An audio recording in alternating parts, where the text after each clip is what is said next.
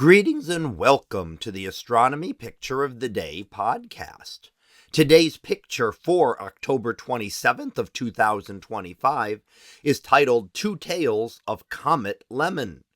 So what do we see here?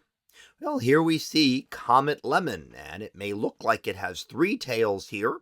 We can see the very distinct ion tail or plasma tail going straight back and a long ways towards the lower right of the image. And we can see the dust tail curving a little bit around a little bit below that.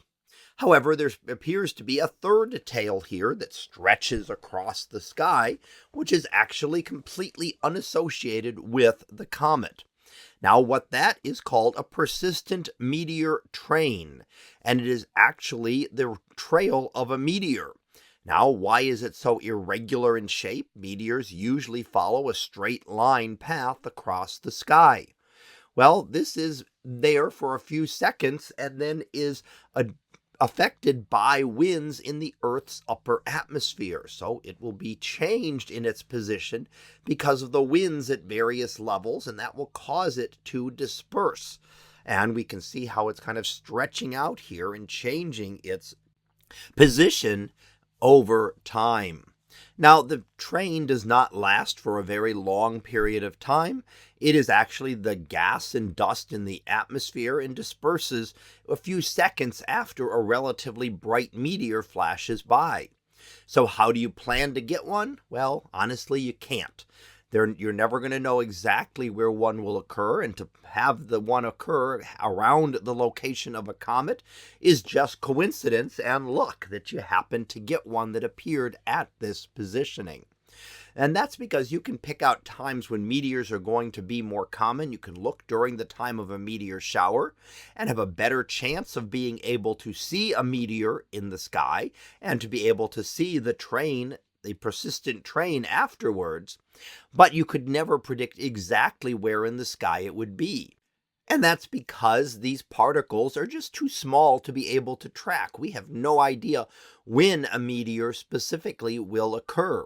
Yes, we can predict meteor showers and estimate maybe how many you'll get to see each hour, but we can't tell you when any given meteor will cross across a certain part of the sky. And that's just because, again, they're small particles. Most of them are dust grains or grains of sand. Maybe some of the bigger ones are little pebbles that are burning up in Earth's atmosphere. But to actually see those, they're invisible until they strike Earth's atmosphere and start showing their trail.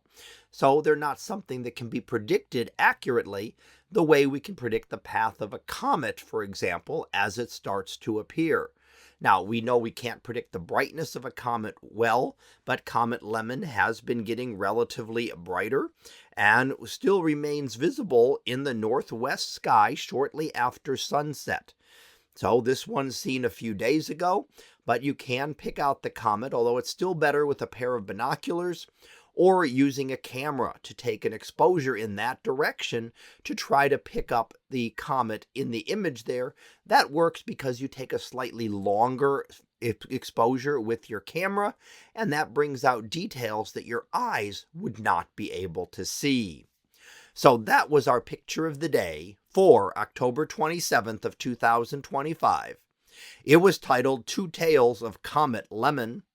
We'll be back again tomorrow for the next picture, previewed to be Bat Sign. So we'll see what that is about tomorrow. And until then, have a great day, everyone, and I will see you in class.